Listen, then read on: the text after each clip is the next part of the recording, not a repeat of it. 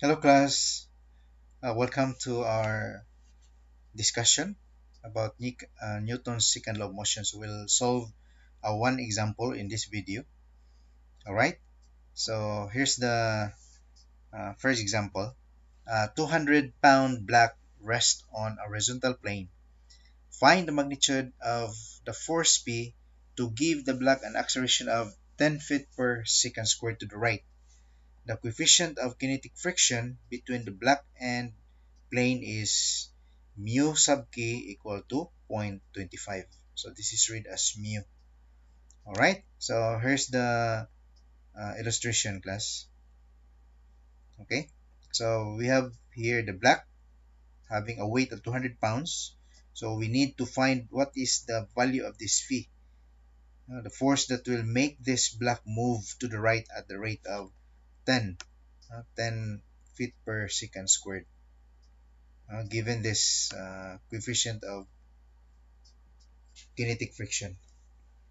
Okay, so to solve this, so we have to give an illustration, no? That shows us uh, the concept that we have discussed earlier in our previous video. So first we resolve the equation of motion for the block into two rectangular component equation, and then unknowns consist of the applied force P and the normal reaction N from the plane.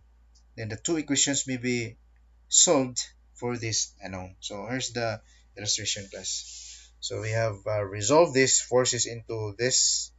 So this is our illustration. So we have here the block with a weight of 200 pounds lying somewhere in a plane. Okay, and then of course if we have the weight, so we have what we call normal force that will react to this force, and then we're given the friction. So if we want to move this block to the right, so naturally there will be force that will resist that force. Okay, and then there's a relationship between this force and the normal force, together with the coefficient of friction. They are related into uh, mu. Okay, mu have, okay, so we have here the kinetic, uh, the friction. Key here with kinetic stands for kinetic, and this is equal to, okay, I'll show you later on the relationship between the force F and N. So after resolving the forces class, as following the concept that we have discussed a while ago, okay, and then uh, we will have this. First, we calculate for the mass, because in here we need to use the mass so that we can multiply this with the acceleration, and we'll get the force on the force. Okay, so the mass is just the quotient, no, of the weight, and you divide the weight by the gravitational acceleration. Okay, so 200 pounds divided by 32 feet per second, 32.2 feet per second squared, and it gives us 6.21 pounds second squared feet. Okay, so we have here the relationship that the force is just a product of the kinetic friction and the normal force. This n is the normal force, or we can have this as uh, ratio. No, this is the ratio of F and normal force. Okay, so remember this equation also, plus. Okay, so that's why we have here force. You just cross multiply the normal force, so we get force equal to mu sub k times n.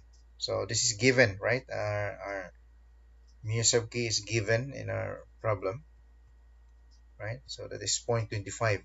It's given in the problem, 0.25. So 0.25 then multiplied by n. Okay, so we got this equation of the force. And then second, we need to apply the concept of the Newton's second law of motion. So we have to sum up forces. Sum up forces along the x here means horizontal, right? So summation of forces along the horizontal. So what are the forces acting on this block horizontally? So we have here the horizontal component of this, because if we have this force P, okay, so if you have this force P, we have the horizontal component. So you can do like something like this.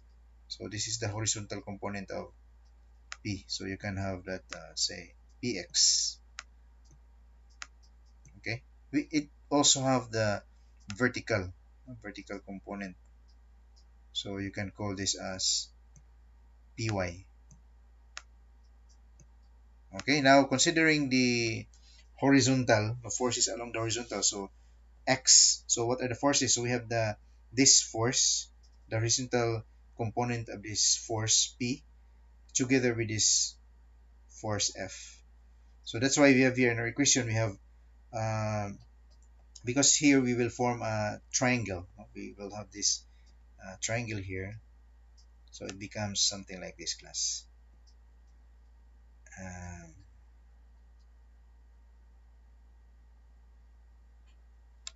Sorry, this is our P. Okay, this is our force P, and this is our px. Okay, so this is our px, and this is 30 degrees. Okay, this is 30 degrees. This angle here is 30 degrees. Okay, so from trigonometry we have cosine. When you have say cosine of 30 degrees, cosine of 30 degrees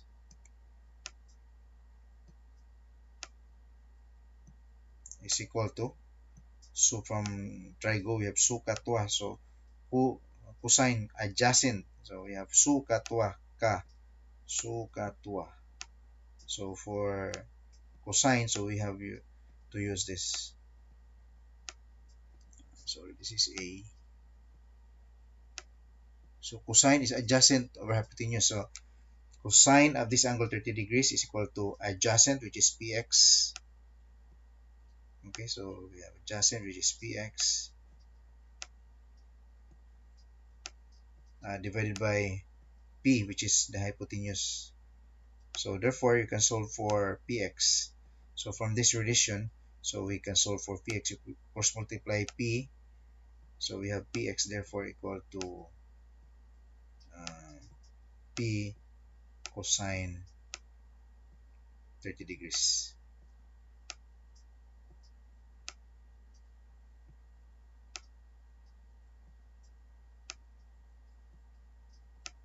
Okay, so this is where this part class of the equation is taken from, no? From this solution. So we're just summing up forces along the horizontal. So if you consider the force going to the right is positive, and then going to the left negative, so that's why we have here force going to the right, which is px. So in other words, we have here px. Now we have px. This should be px minus f, px minus f equal to 0,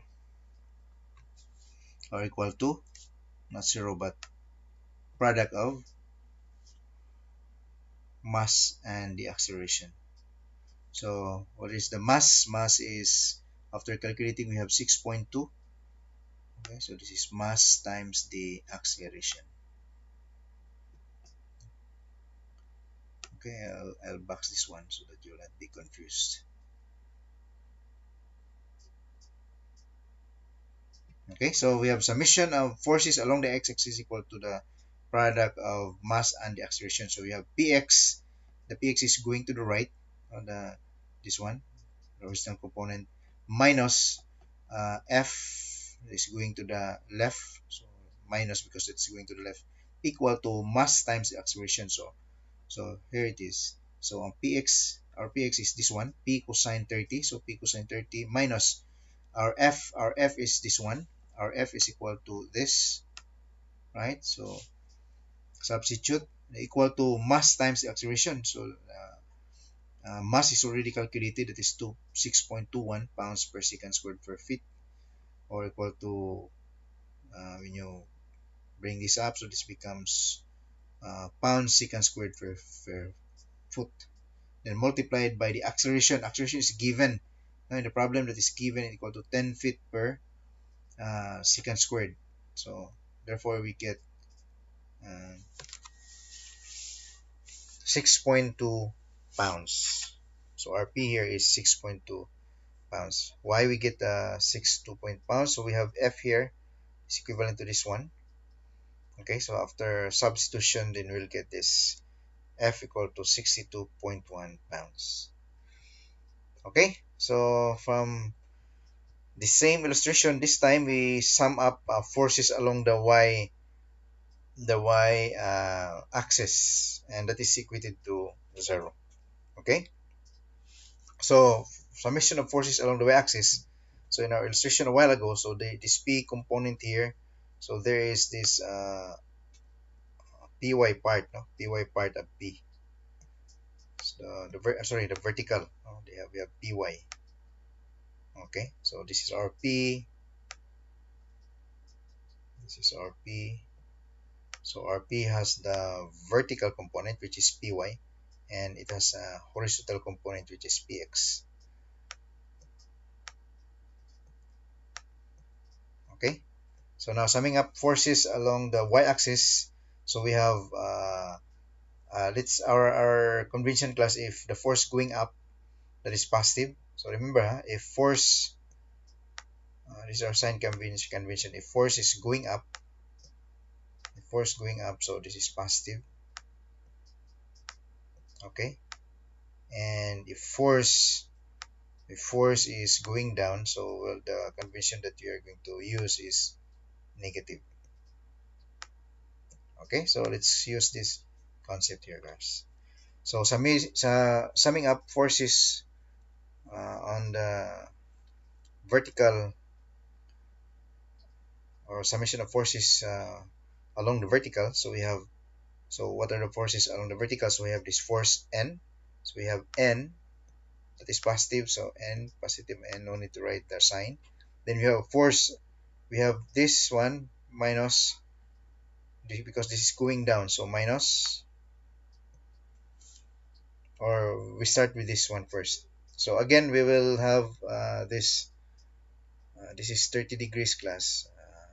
Sorry, this is 30 degrees. This is 30. This is 30 degrees, and this is the angle, 30 degrees. So actually we form a triangle here. So this is a triangle, and take note, this is also a triangle. So if this is 30, this is also 30 here, and that is also 30 degrees. Okay, now again we have to use su katwa. So a while ago we used ka, but now we use su. From trigonometry we have this concept. So this is h su ka twa. Okay, now since we are after for the vertical component of the force P, so we use sine. So when you say sine, so sine is opposite over hypotenuse. So this is we'll use this triangle, the upper part. So opposite sine of 30, so meaning sine of 30 degrees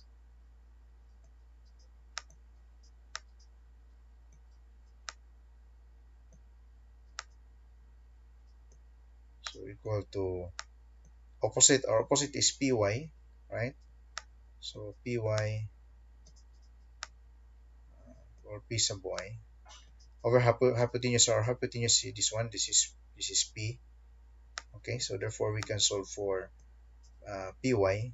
So Py therefore is equal to, just cross multiply P. So Py is equal to, or P sub y is equal to, so when you cross multiply P, okay, cross multiply, so P sine times sine of 30 degrees.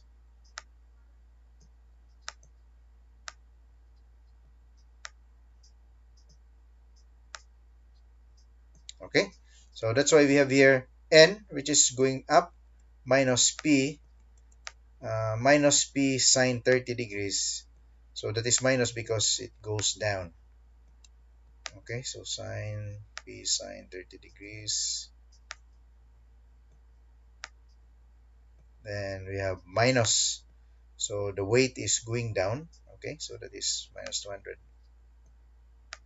And that is equated to 0. Okay, so from here, okay, so this is the result class. So this is the detailed solution. So this is the result, and from here we have n. No, we can solve n. We just transpose this 200 to other side, right? Then you transpose this also to other side, so you have n on the left side. So this becomes positive. This becomes positive.